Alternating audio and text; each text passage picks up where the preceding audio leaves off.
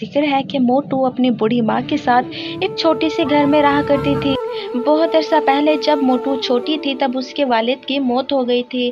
وہ اپنی بوڑھی ماں کے ساتھ رہا کرتی تھی۔ موٹو کو پڑھنے لکھنے کا بہت شوق تھا۔ وہ اپنے والد کا خواب پورا کرنا چاہتی تھی۔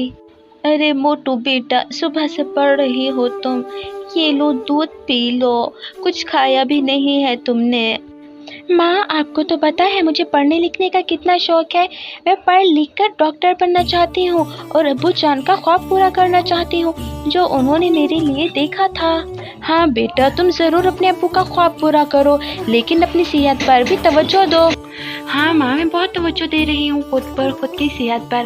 آپ دودھ رکھتے ہیں؟ اگر آپ کہیں تو میں آپ کے لیے چائے بنا دوں۔ نہیں بیٹا، جب میں تمہارے لیے دودھ نکال رہی تھی تبھی میں نے چائے بنا کر پی لی ہے، تم جلدی سے دودھ پی لو۔ لیکن دوسرے دن جب وہ ایگزام دینے جا رہی تھی تو اس کا ایکسیڈنٹ ہو جاتا ہے اور موٹو اسی ٹائم ہی مر جاتی ہے۔ اس کی ماں کو بہت بڑا صدمہ پہنچتا ہے، وہ بہت زیادہ اداس تھی۔ پتلو کے پاس کسی کا فون آتا ہے، وہ اسے بتا رہا تھا کہ میم صاحب کام ہو گیا ہے، وہ لڑکی موقع پر ہی مر چکی ہے۔ جب پتلو یہ بات سنتی ہے تو وہ بہت زیادہ خوش ہو جاتی ہے۔ ہاں، تو تم مجھ سے جیتنے والی تھی، دیکھو میں نے تمہیں ہرا دیا نا، اب تم زندہ نہیں ہو۔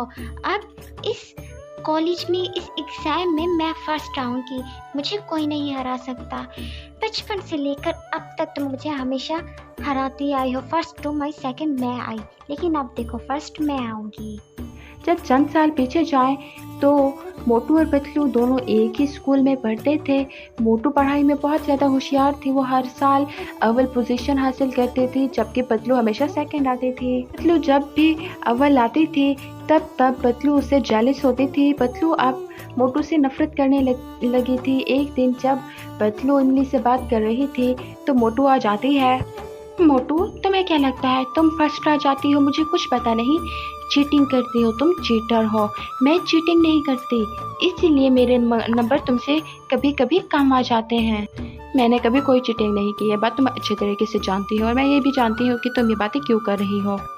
سن لڑکی، اپنے اوقات میں رہ کر بات کر، تو جانتی نہیں میں کس کی بیٹی ہوں؟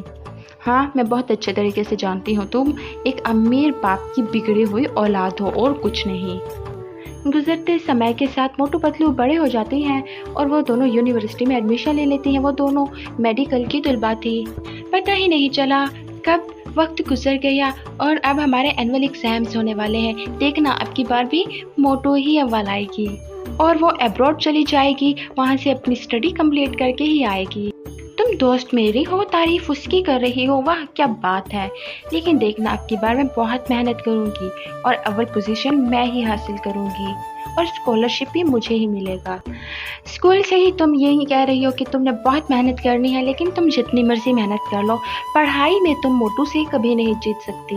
اس کے بعد املی چلی جاتی ہے اور پتلو ٹھان لیتی ہے کہ وہ اب کی بار اسے جیت کر رہے گی۔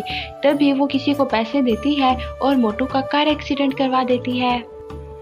اس کے بعد جب رزلٹ آتا ہے تو پتلو نے اول پوزیشن حاصل کی تھی، لیکن اسی رات پتلو کی موت ہو جاتی ہے۔